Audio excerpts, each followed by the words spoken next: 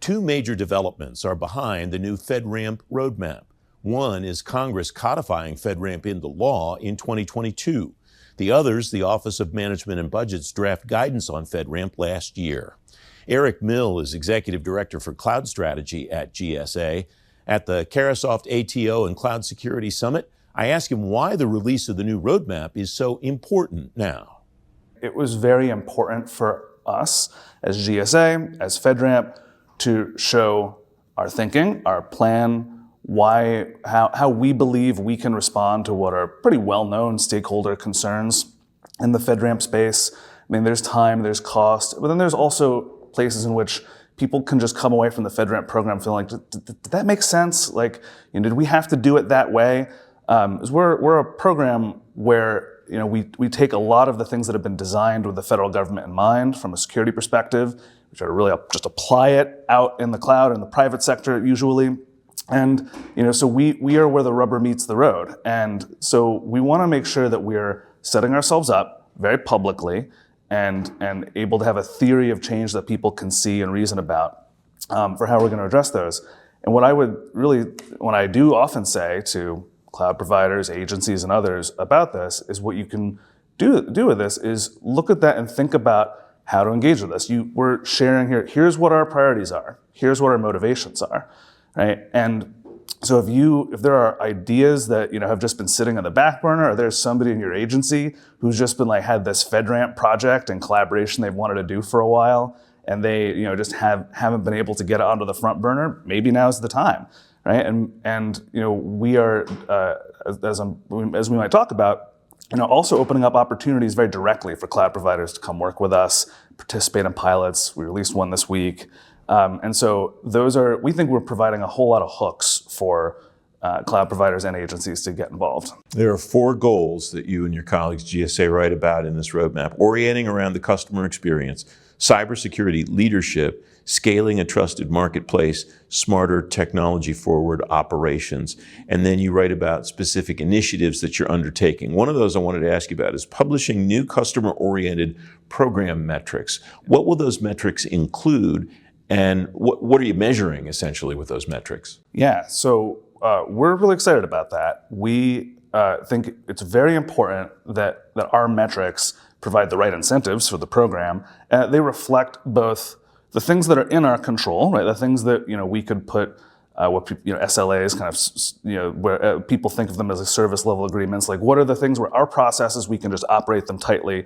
They're in our control. But then there's the other half of the equation, which is what are the impacts that FedRAMP is having on the overall time and cost that people experience when working with it, even in parts of the program that are where there's many people involved and it's a little harder to predict how things will go. That's a tricky problem. So one of the ways we're going to handle that is, and what you'll see from us is we're going to publish a whole suite of proposed metrics with different trade-offs for how we might go about doing this and how we might measure them. So we're going to seek public comment on those things. Hopefully you should see those coming out a little bit later this month. But what we want to do is make sure that we have some kind of feedback loop with the outside world, right? With the impacts that our processes and our policies have on the customers of the program. And I think that has been missing a little bit in how the program is measured, and that's an element we want to make sure is present. Another important development happening concurrently with the new roadmap is the Emerging Technology Prioritization Framework. And I was struck by the coverage around this. A lot of people that wrote about this are talking about it on LinkedIn and other places, are reflecting the artificial intelligence content in this. But I note there's a passage in here that you specifically write that it's not only about AI. Why do you think people are missing this? Just because AI is hot right now? Is there some other factor? And why was it important for you to point out this framework is not just about artificial intelligence? Yeah, and these don't have to be in competition with each other. AI is, of course, very important right now. There's a lot of focus on it. The Emerging Technology Framework was also developed in response to a tasking in the Artificial Intelligence Executive Order. So that's all understandable, and we care quite a bit about that and want to make sure we are doing our part to help make sure the federal government has these tools available to them.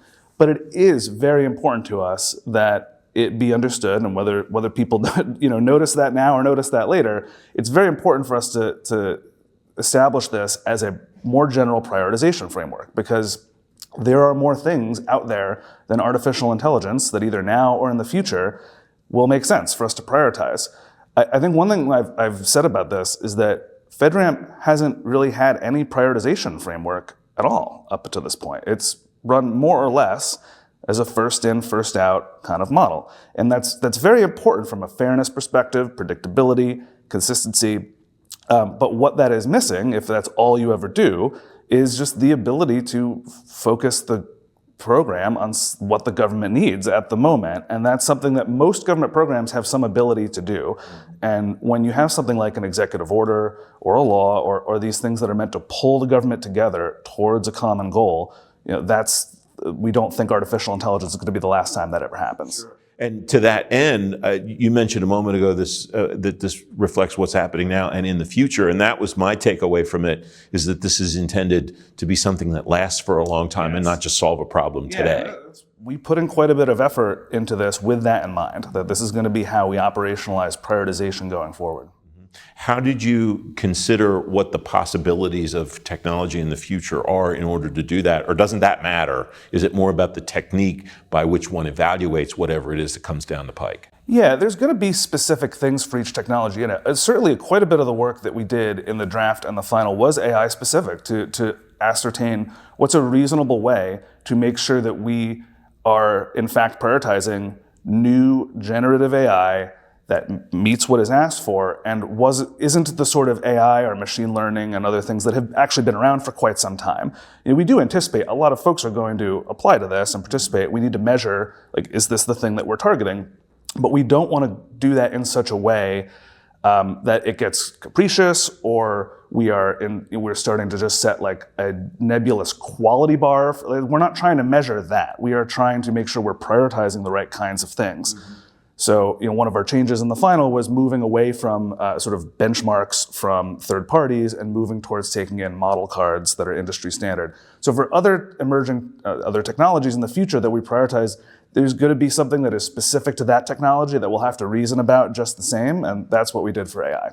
We just have a couple of minutes left, but we talked before we turned the cameras on about the way that you will try to find the people that you need to fill this in. You were very passionate about that aspect of all of this. What does that look like from your perspective? Where do you go to find these people? What do you want the people who will be executing on these visions, not just for GSA, but all across the government? What will they be doing, and where do you expect to go find them? Yeah, appreciate that. We are overall working very hard to just expand the capacity of the FedRAMP ecosystem to operate and to scale. Some of that is not hiring. Some of that's partnering with DISA and other agencies that have mature authorization process to harness their energy.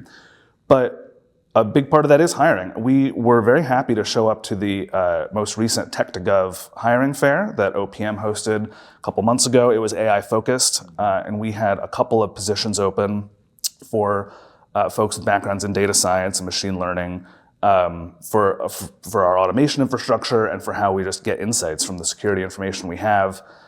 We are in the final stages of hiring a FedRAMP director, and we are not done. There's going to be more positions that we have coming. For those who follow how our agency does hiring, join.tts.gsa.gov is where we put up postings ahead of time, where we put up, here's what the position's going to be, and you can sign up for alerts.